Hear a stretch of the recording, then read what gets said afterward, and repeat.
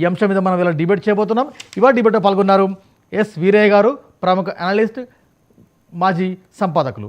అదేవిధంగా భారత రాష్ట్ర సమితి సీనియర్ నాయకులు, మాజీ కార్పొరేషన్ చైర్మన్ శ్రీ దేవి ప్రసాద్ గారు, భారతీయ జనతా పార్టీ సీనియర్ నాయకులు గుజ్జుల ప్రేమేందర్ రెడ్డి గారు, మరి కాసేపట్లో కాంగ్రెస్ పార్టీ మాజీ ఎమ్మెల్యే కటక మృత్యుంజయ వారు కూడా స్టూడియోలో ఉన్నారు. రెడ్డి వీరయ్య గారు నమస్కారం.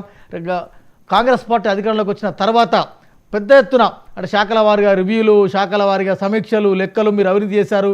10 ఏళ్లలో మీ చిట్టా విప్పుతాం రెడీ అంటూ రకరకాల పత్రికలు, రకరకాల నేతలు కామెంట్ చేస్తున్నారు కాంగ్రెస్ పార్టీ నుంచి. సో మొత్తంగా రేపటి నుంచి పవర్ పాయింట్ ప్రజెంటేషన్ జరగబోతుంది. అంటే ఏం జరగబోతుంది, అసెంబ్లీ వేదికగా ఏం చెప్పదలుచుకుంది ప్రభుత్వం అంటే ఏం చెప్తారు? ఒకటి, గవర్నమెంట్ వచ్చి 15 రోజులు, ఇంకా కొన్ని శాఖల్లో మంత్రులు తమ పని నిన్న ఇయ్యాలనే మొదలు పెట్టిండ్రు. పూజలు పురస్కారాలు చేసి సంతకాలు చేసి ప్రారంభిస్తున్నారు. అప్పుడే మొత్తం ఇంత కీలకమైనటువంటి ఇష్యూస్ మీద లోతైనటువంటి సమాచారం సేకరించుకొని చెప్పగలిగే పరిస్థితి, నిర్ధారణలకు రాగలిగే పరిస్థితి ఉంటుందని నేనైతే అనుకోవట్లేదు. ఎన్నికల ప్రచారంలో సహజంగా కొన్ని చర్చలు జరిగినాయి.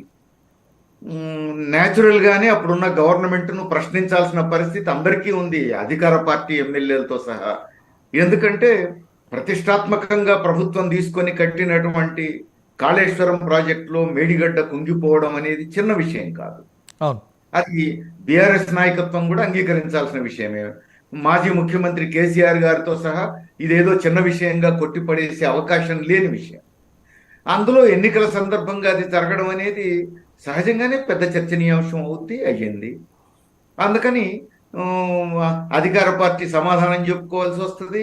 అప్పుడున్న ప్రతిపక్షాలు ఎన్నికల్లో దాన్ని రేజ్ చేయాల్సి వస్తుంది. రేజ్ చేసినాయి, ఇవన్నీ మామూలే.